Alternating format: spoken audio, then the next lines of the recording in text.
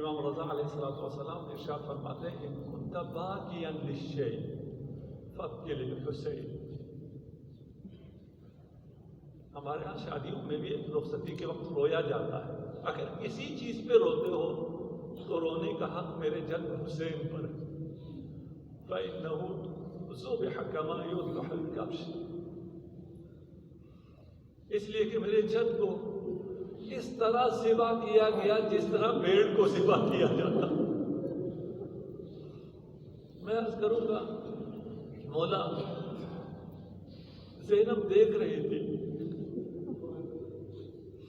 جب گلے میں خنجر چل رہا تھا. اس منظر کو ایک بہن نے 70 قدم کے فاصلے سے دیکھا ہے. اور جو جناب زینب روایت کرتی ہے اس روایت کے مطابق اس طرح تو ذبح نہیں ہوا جس طرح بھیڑ کو ذبح کیا جاتا ہے. بھیڑ کو بھی تیز دار آلے سے ذبح کیا جاتا ہے. ذبح سے پہلے پانی دیا جاتا ہے. شاید مولا ارشاد فرمائے جس طرح جب بھیڑ کو ذبح کیا جاتا ہے کوئی منع کرنے والا نہیں ہوتا. ہزاروں کلمہ کو تھے حسین ذبح ہوتا رہا کوئی نہ آیا. آگے کہتا یہ وہ ہے جسے زہرا نے چکیا پیس کے بالا. اجرکم اللہ. بس چند جملے آپ کی زحمت تمام. جب کربلا سے یہ کارواں روانہ ہوا شام کے دروازے پر پہنچا. شام کے دروازے پر اور شام میں جو مصائب تھے آپ کے پیش نظر ہیں. ایک مقام آیا جب زینب نے اپنے بھائی کے سر کی طرف دیکھا اور ارشاد فرمایا بھیا مجھے بابا نے یہ بتایا تھا آپ شہید کیے جائیں گے. میں نے صبر کیا. مجھے یہ بھی بتایا گیا تھا ہم اسیر بنائے جائیں گے. میں نے صبر کیا.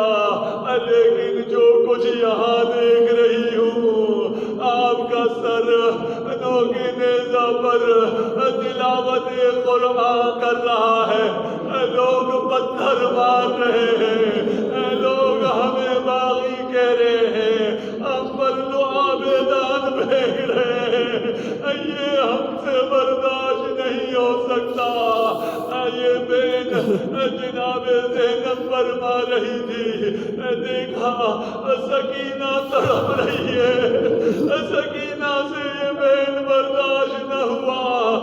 بھیا سے کہا اخی کلم فاطمہ کا صغیرہ.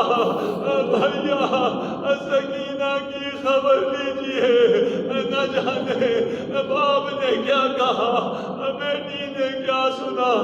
بیٹی خاموش ہو گئی لیکن ایسے خاموش ہوئی پھر نہ بولی. لیکن اب کی جو بیٹی بولی جب باپ کا سر دیکھا تش سے سر